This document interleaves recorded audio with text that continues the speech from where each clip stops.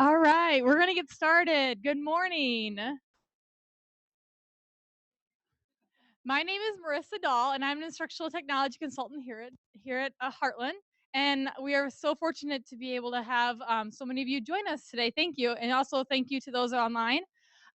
Today we have Michelle Lewis. She is from Mitchellville, Southeast Polk. She is here to share with you some of the ways that she uses technology innovatively in her classroom. To those of you who are joining via Zoom, please make sure that you look at the Q&A and also the chat, as we will be a little more interactive with you guys via the live stream. So I will turn it over to Michelle. Thank you. Good morning, everyone. Just a little bit about me. I'm going to kind of share mostly what we do in Drive in my classroom. So in Google Drive, we've been doing a lot of things over the last few years. But just a little bit about me before we get started. If you want to follow me at Twitter, there's my Twitter account. A little bit of background about me. I've been teaching, this is my 10th year teaching. All of my time I've been teaching at Mitchellville Elementary, at Southeast Polk, and I have taught second grade that entire time. So, and in those last 10 years, things have changed dramatically. So, a little bit about my classroom evolution. So, it kind of started with my first year teaching. I was hired, I think, 6 days before students started. So I was like, okay, here we go. And we were planning things, and I remember my mentor saying, hey, we have this computer lab, and hey, you should schedule some time. And I went, okay, and what do we do? So she would go, oh, you know, they can go to a couple websites, they can read, and I'm like, okay, and is it easy? You know, how am I going to explain to 7- and 8-year-olds how to do that? She's like, it's really easy. There's icons on the desktop, you know, you can do it. So right away, got in there, and I don't know about the rest of you, but if you have computer lab time, it was like a few minutes where the kids were like completely engaged, and I could catch my breath because that whole year I was just like a half a step ahead of them, I felt like. So the kids really, really liked it. During that time, the first couple years, they would do some interactive, either phonics or reading, and during that time, I might reteach to kids. I might have run some interventions. If somebody was behind had missed a day, I could catch them up. So I was really, you know, using that time. The kids were engaged, and I was using it to help all the needs of my kids. And then a few years into it, somebody said, well, hey, you know, we could create some things. And I'm like, all right. So we do some classroom books, maybe in KidPix, maybe a little bit in Word. And I'm like, the kids didn't know how to type. And so we started talking a little bit more about technology, how we could use that. And I remember feeling very overwhelmed, like, you know, technology is something I use, but how do I get 7- and 8-year-olds to use that technology? And so we're doing a big push at our school for it, and they hooked me up on Twitter. I had no idea what Twitter was. And one of the first things that I found on Twitter was a first grade teacher was out there, and she was using this website called Kid Blog, and I'm like, blogs for kids? And so I started doing a little research, and I found that my kids did not have an email address, and so it was one of the few places that we could go where they didn't need an email address to create a blog. And it was a very safe place because it was my class, and I didn't have to worry about if they came across something that was, you know, someone interacting with them in maybe what I thought was an unsafe way. And so then I'm like, okay, well, we'll try it. And it was really easy to set up. So the first thing we did is my kids just learned how to type a little bit about themselves, and then they could read other people's stuff, and then they learned how to comment. And from there, everything started building, because very quickly I realized I could have them start sharing their learning with me. So I really feel like Kid Blog was, for me, this big pivotal change from kids just using technology to sharing their learning with me. So we did that, and then all of a sudden there was this rumor that our school was really going to start pushing to be one-to-one, and I was like, one-to-one, wow, what would that look like? Because what I was finding was pretty exciting, because I wanted to get in to the computer lab more often. But people were in there, but I was like, we would start a project, and then you went on Monday, and maybe you didn't go till Thursday. And my kids would forget where they were at on something, so I was like, gosh, this one-to-one concept was really awesome, because then we could work on it a little by little. So a couple of years later, they handed me 4 iPads, and they're like, here you go, here's your first step. And I'm like, okay, so I have 24 kids. What am I going to do with 4 iPads? So, and then it wasn't long later. It was about 6 months later into the next school year, and they handed me 24. So that was kind of my evolution and how I kind of changed and my classroom changed. So now I'm one-to-one, so now what do I do with them? So they hand you all these iPads, and they're like, here you go. And I'm like, oh, now what do I have to do with them? So first of all, I was like excited, like we could work on it every day, we could work on it when we needed to. But then I was like, oh my gosh, what are we going to start with? How, where do I start? Do I start with what we used to do? And do I just go to websites? Do I just find an app? And those were all really good things, but I'm like, we kind of want to create things. So I was just overwhelmed with where to start. And then I was like, how do I manage 24 kids, 24 devices, and where to take them? So I had some really great advice from several different people. But what they said to me was, choose one thing, learn it well, and have the students choose that. And so I took a breath, and I went, okay, I can do this. So I kept thinking, what would be something really great for second graders to do? And so I thought about my students, and what do they want to do? They want to talk to you all the time. They want to tell you what they learned. They want to tell you a story. They want to tell you what's going on in their life. And I thought, storytelling's kind of where we need to be, because that's what we do. They want to stop me in the hallway and say, oh my gosh, Mrs. Lewis, this is what I did. Or, oh, I just read this really cool fact. Did you know that? Nope, I didn't know that. Or, yeah, I did. So storytelling just really lended itself well, and so I thought, that's the area I'm going to focus on. So I started researching what would be the best thing to use on the iPad for my students who weren't really great at typing to be able to tell their stories. So kind of my door started to open. And so for storytelling, what I did was my favorite app, I tried a lot of different ones, was Little Bird Tales. And I know that you can access that online, but we were one-to-one, so we really didn't need to. We were able to just use it on our iPads. So the kids, it started with, they were doing a personal narrative, and so we would do our normal writing process with pencil and paper, but then the kids that got done really fast, I would be like, okay, why don't you go to the iPad and tell me a story? And so I taught them how they could go in, they could draw a picture, they could type, they could write the words, but then they could record it. So those kids that really couldn't write very well, those kids that didn't have the stamina to type, could explain their story to you in there. And the kids loved it. So it started with just a story, and then I would find that they would be reading a book, and they're like, Mrs. Lewis, I really want to tell you this really exciting thing. And I would be like, well, why don't you write me a book about it? So they just became these storytellers in Little Bird Tales. And then after that, it just seemed like things started to click for me.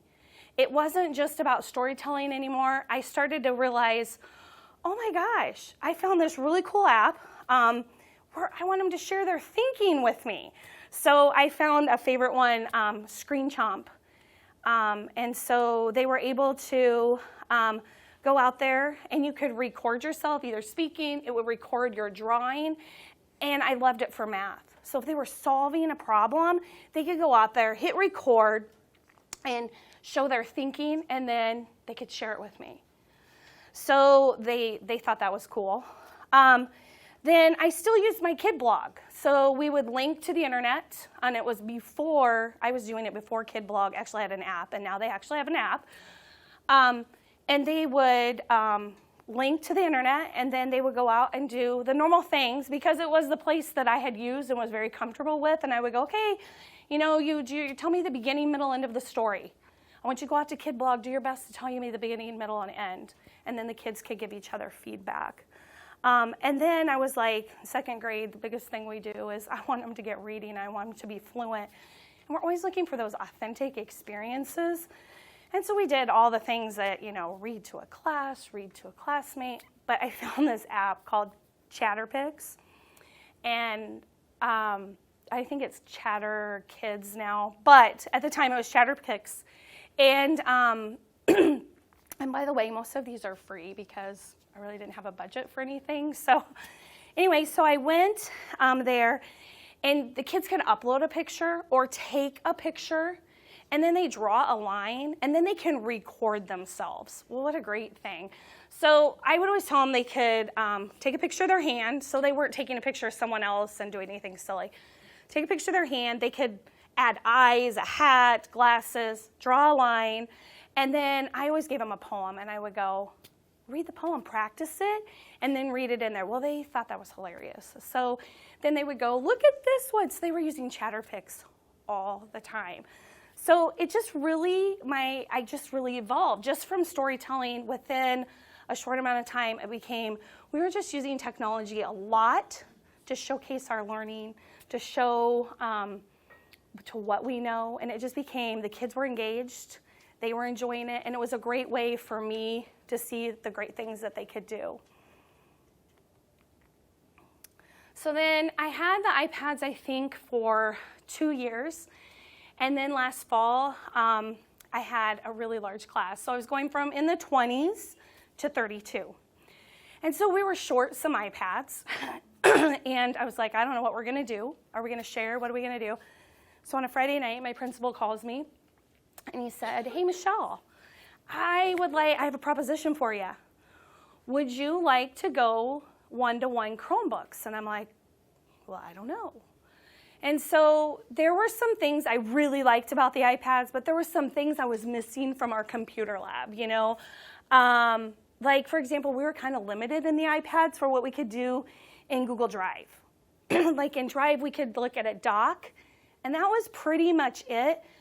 But we had learned how to go to drawing, Google Draw, and my kids liked it, and so we couldn't get there. And so I would be like, well, we had other apps that we could use it for, but they just didn't share as nicely as Google did. And so my principal, he likes answers right away. So I think I had like 2 minutes on a Friday night, and I'm like, well, and I went, sure, let's try it. And he's like, okay. So we did. And it was kind of a terrifying process because I'm like, so comfortable with those Chromebooks, or those iPads, but I'm like, ooh, what are we going to do? It's more typing. Are they going to be able to do it? But it's really been an amazing process for us. So I had to really start thinking, working from apps. My kids could go to an app. I felt really comfortable with where they were at. To now I needed them to go to a website. So I had learned before, we had practiced a few Symbolos. So my instructional coach is like, don't forget, Michelle, use a Symbolo. So right away, before we roll them out, I go out and I create a Symbolo. Is there anybody that doesn't know what a Symbolo is? Okay, perfect. So I created it and I just kind of used it. So it's this place where you go and it takes you to the links that I want them to go to. So there's my Symbolo, and I can even show you. There's absolutely nothing fancy about it. I just put the things that I want them to go out. I kind of color code them, so if they're working with math, I can say, hey, all the math are in red. More phonics, spelling stuff is in purple. Yellow's a lot of reading stuff. The teacher librarian has some links, and I add to it all the time. So it's just kind of my place for them to go versus them having to type in the URL. So again, nothing really fancy, but it just happens to work for me. Oh, let me go back here. So I created that. But the thing that I found right away was I was super excited because then we could use Google a little bit more than we had before. So I was like, right away, second graders like Draw. So if you've not been in Draw or only done it a little bit, it's a lot like Paint. And the kids can kind of be creative in there. So we right away got into there because those are the things I knew that they could do. They could manipulate that mouse. They didn't need to type, because that was the thing I was really worried about. Like, how are they going to be able to type? How are they going to be able to do that? So we had a little bit more flexibility with that. In Google Docs, we used it kind of the way I always did. But then we kind of evolved to use Google Sheets a little bit, Google Sites, and probably the favorite thing that they did last year was we used Google Slides a lot. So, and I'll tell you a little bit more about that. But we just had more flexibility, I felt like, in the Chromebooks. So a little bit about Google Draw. So it is a place where you create a picture. They can add text to it. So years before, they had done kid pics because our school had purchased that, or we had paint. So we had that versatility, and so the kids have figured out how to do that. Now, at first I was like, well, it's not quite as cool as paint, but you can learn to work around it, and the kids get really creative to do whatever they want to do. So the cool thing I like about drawing is a lot of times if I am in, I can go to drawing, I can create it, or I can insert it from, if we're in a Google Doc, we can actually insert a drawing into it. So the kids can go insert, instead of a picture, they choose a drawing, and they can actually go there and create a drawing. And so sometimes that just gives them a little bit of creativity, a little bit of flexibility, and to kind of have a little bit of fun. So some things that we've done in Google Draw in second grade have been, we had read a book about friendship, and so it was kind of like the first thing I'm like, oh, this will lend itself perfectly. Let's see how they do. I went out and kind of modeled to them how they could use it, and they had to create a page to talk about how they could be a good friend. And they could do a picture, but then they had to do a text box. So I walked them through how to do that. We do a couple different examples, and then I kind of just let them go. And the really cool thing is I right away explained to them how to share it with me. So I explained by sharing, it was like kind of like emailing it to me, so then I could put them all together into one document. And then the other thing we've done is practice math facts, but the one thing they really like is creating pictures of doubles and then writing the double sentences to go with it. So it's just kind of a fun way for them to kind of practice a little bit of math. So here's the example. This is my example that I did with the kids. Excuse the drawing. I was not very good that day. But here was a text box that good friends say sorry if they hurt their friends' feelings. And then I was showing them how they could use the shapes and then insert a text box and write and type in there what they wanted to say. And the ones that the kids came up with were really great. And so it was really fun to see what they could do if I just kind of let them go. And they could show me their learning.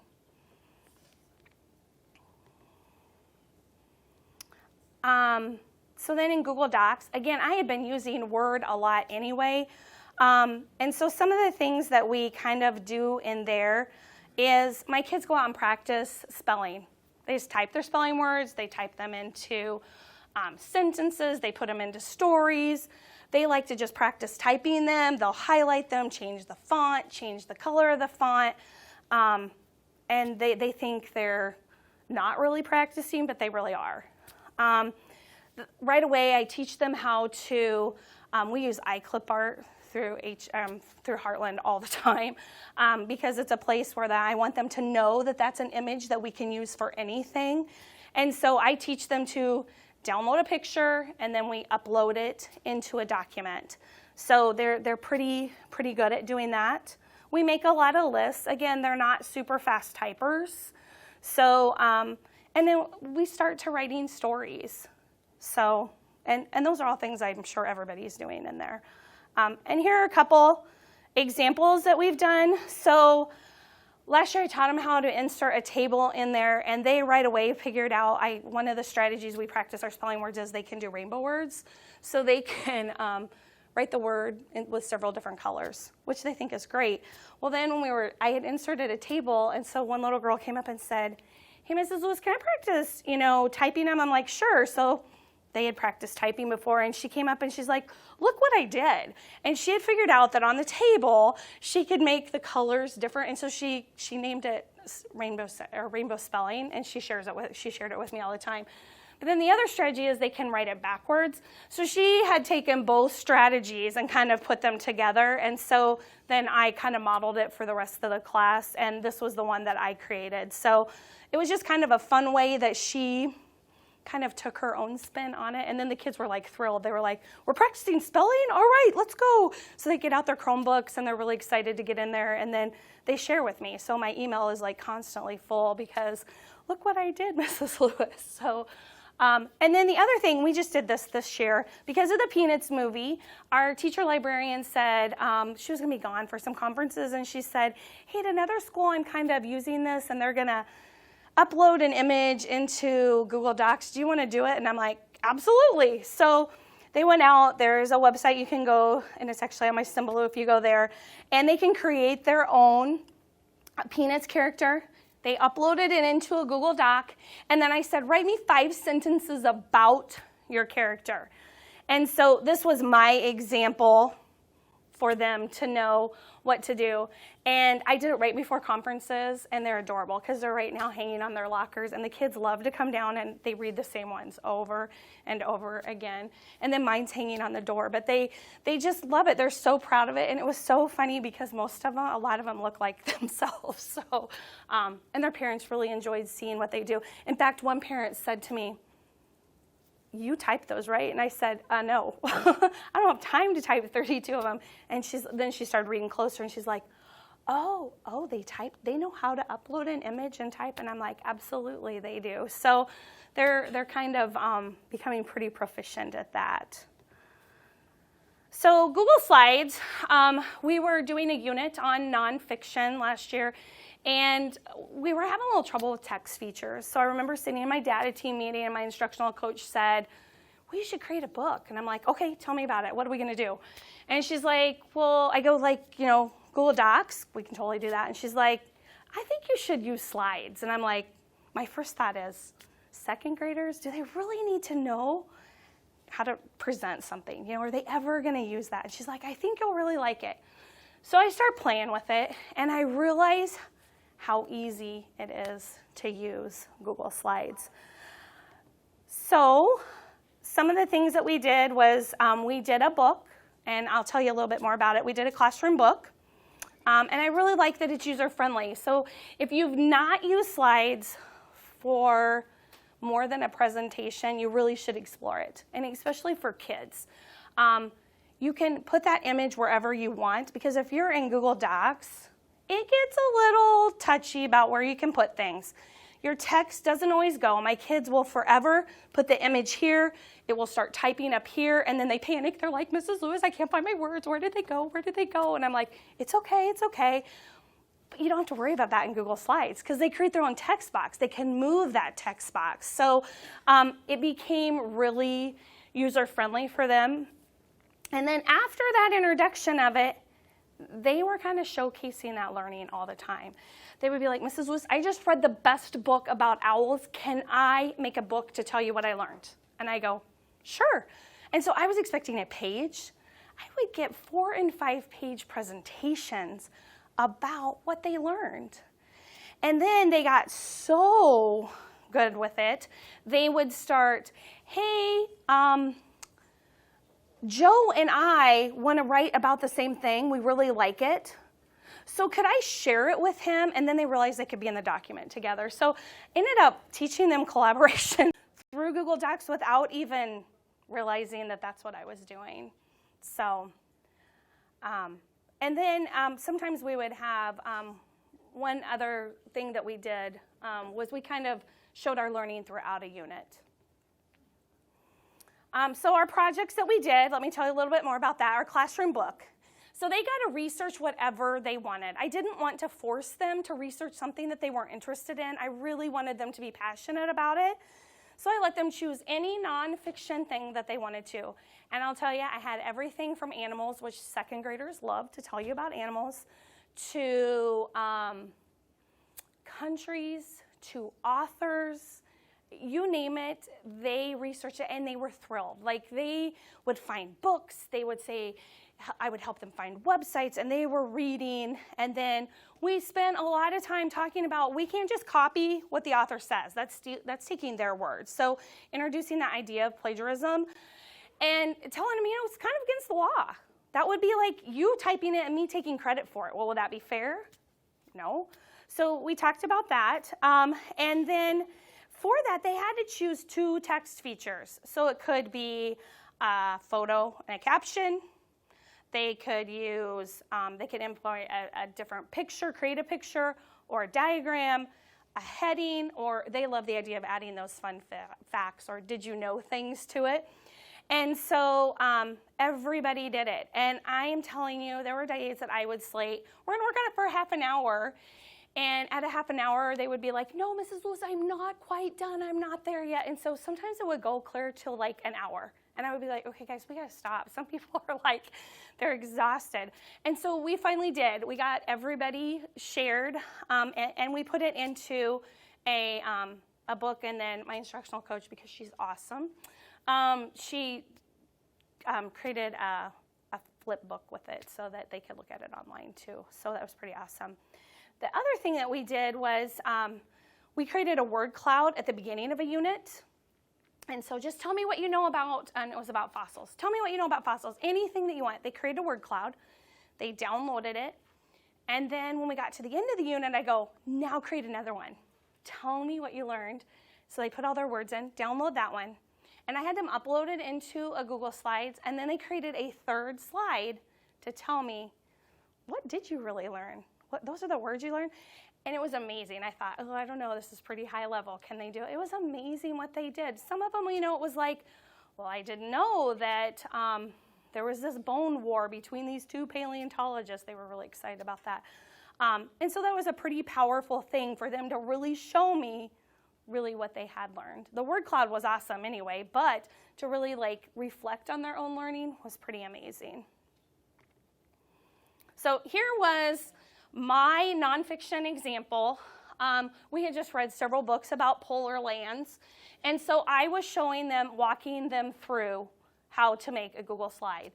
And so I showed them how they could use the images or the shapes to turn them, to add a text box to them, to add a fun fact, how they could add a different text box under a photo. They could change the size of the font, and do all of that and then share that with me. The really cool thing is that I didn't know, because I was trying to find those images, so we were going to go to iClipArt, except they're mostly cartoony. And so their kids are like, I want to really pick a real cool picture of an owl. So I did not know about the research tool under in Google. And so we could actually go out there, and I taught the kids how to go to the images that we could use, the ones that we had the licenses to use. So they would change that, and then they would find the picture, and then they would bring it over. Now, we're really not citing anything, but it really does have it there. So if I click on that, it would actually take you there and actually cite that for you. So even though I really wasn't explaining it to them, I felt really comfortable because that was already there. So later, I think teachers will be able to add to that, and it will make a lot of sense to them. So before we get started, I want to show you a little bit about, just in case you're not sure. So how many of you have ever played and draw? So not very many. So I'm just going to go, if you have Google Drive. Now, if you're on an iPad, it doesn't have that feature. That was the one downfall that I didn't like.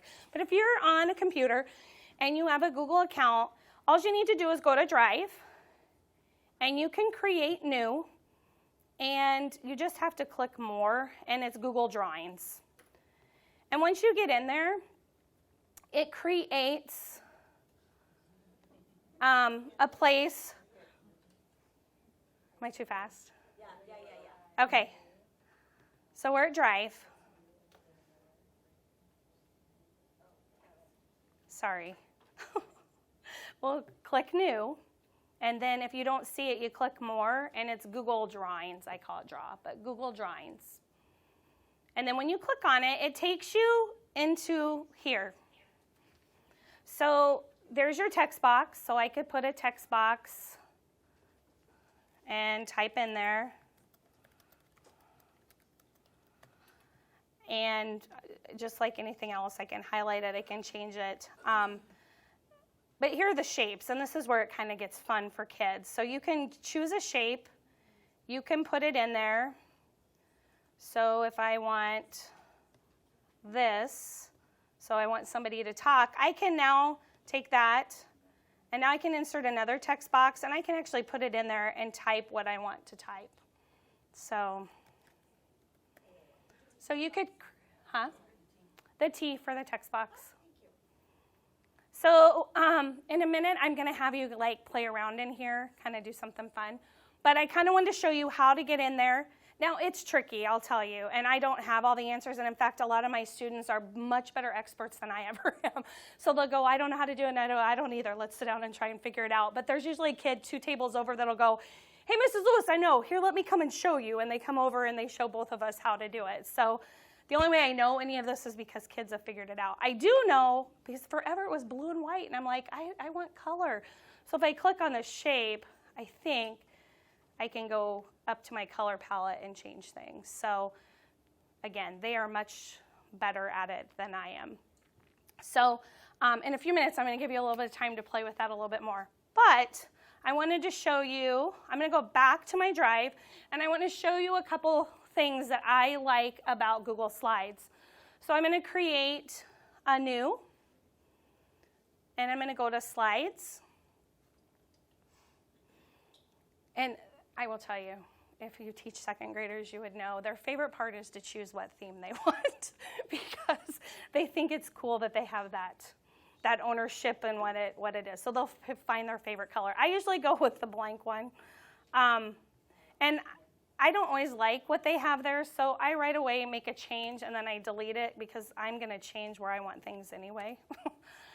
So in here I can actually insert my shapes. So if I were doing a nonfiction piece and I wanted to add a little banner down there, I can add that.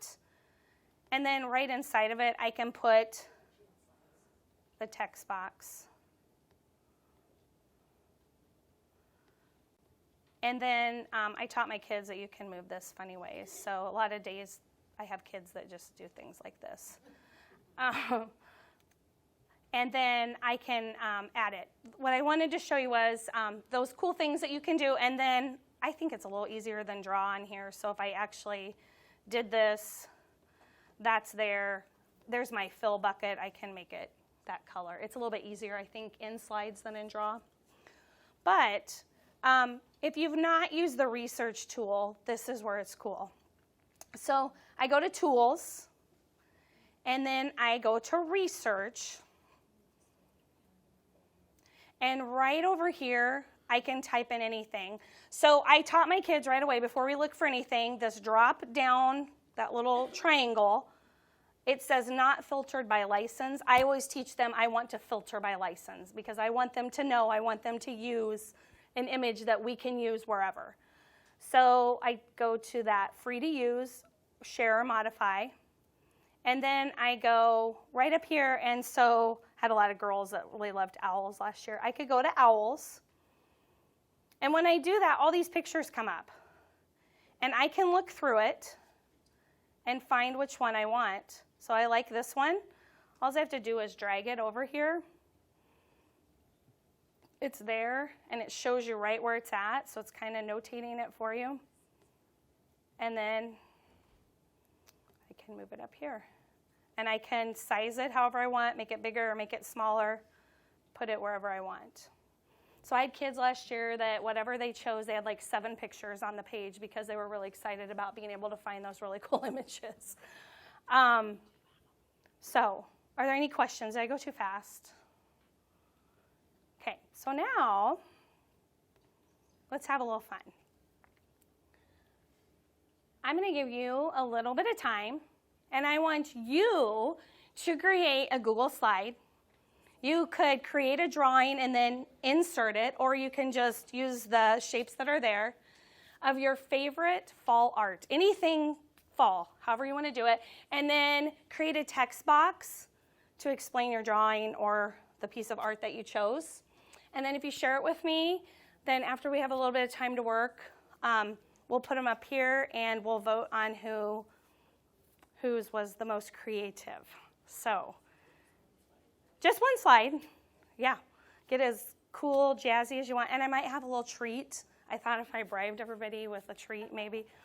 I don't know. My kids like treats, so I just kind of went that way. So I'll probably give you about 10 to 15 minutes to do it. If you have questions or you're not sure, let me know. So if you can share really quick.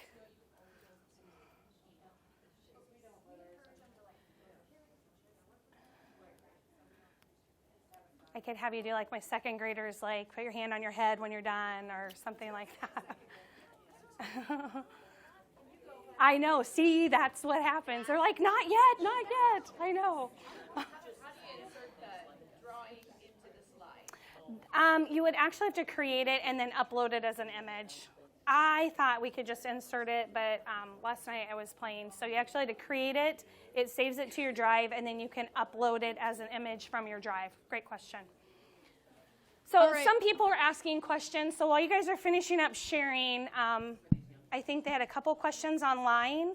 Yes, we have a couple questions online. I also wanted to answer the question that Jamie Pfaff answered, that her students do have access to email, but however, she can also go around and just email it to herself, and they don't have to do or share it with her. So she had. Yeah, my kids actually know how to go in and share. My email comes up right away after the first time they type it in, but they don't. As far as email, I don't really have them email anything. I do just from another website, but they don't even realize what they're doing. They think they're sharing it with me, not emailing. So I don't even go into that domain for second graders. Another thing I wanted to share with you guys too is she had to recreate the student examples. We're not able to share student examples because actually that is owned by the student. And so some of the other presenters do have permission slips from the parents and from the students. However, that is why you see recreated ones from her, is because we've asked her to recreate the student ones. So I know some of us, I know even me, I love seeing the actual student examples, but that is why she's not able to share, especially since we're live streaming it, and also then putting it on YouTube, so that is a copyright thing. But I'm sure she has some examples. I have awesome examples. I was dying to share them, but yeah, no. We do have a question online as well. Someone asked, how do you manage second grade email addresses to get into Google Drive? So it's really fun. So ours is a number, and then they have to type, because we have to have the largest school district name ever. So it's a number. You have to teach them the @ sign, and actually to get on their Chromebooks the first time, Chromebooks, they have to do this. So it's always kind of, I'm like, oh my gosh, how long is this going to take? A number, they have to know to do shift @ student.southeastpolk.org. So how do I manage that? I have a little thing that says it, and I tape it right inside their Chromebooks. So in case it ever kicks them out, and I will tell you the famous thing is, I've typed everything correctly, Mrs. Lewis, and it's student instead of student, because they transpose all the time, and I'm like, you're really close, really close. So it is a lot of management. And with 32 kids in a classroom, it takes several of us to do it, but they problem solve each other, so it really does. But I do have something I stick right on the inside for them to say, this is your username, this is your password. The passwords are all the same, that makes it easy, but I do have it there for them. Okay, and maybe this is a question for Jamie too. How low do you go with the Google Drive or kindergarten? So kindergartners. Okay, so I know that we have preschool through second grade teachers here, and so that is how not all of yours might go down to that level, but and at Southeast Polk, and I know Ames does as well, go all the way down to kindergarten. So that might be something that you might want to bring up if this is something that you want to use, and now you have examples and other teachers using it. Can I look really quick? Can we vote? Yeah. Really quick? Hey, people shared with me. I hope they shared. So let's go. So here's one. I'm going to go shared with me really quick. Let's see. There they are. Okay, there's that one. It'll take me just a minute. So think about what you like.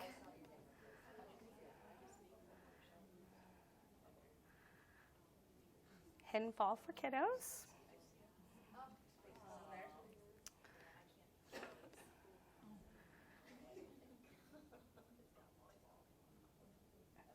So there's a leaf man. Cute.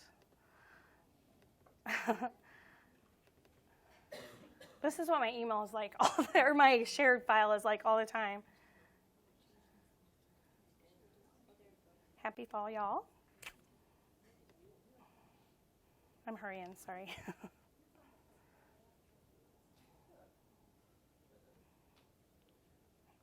Ooh, that's pretty.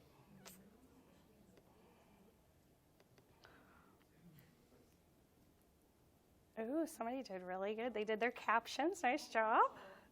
That's great. You guys are fast. How many people like the word bubble that you can type in there? I think that's so much fun. I really do. That is really cute.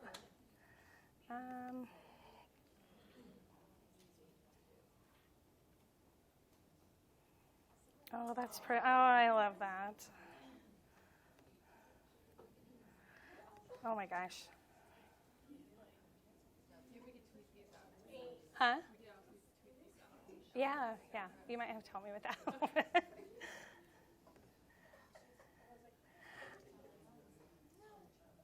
All right.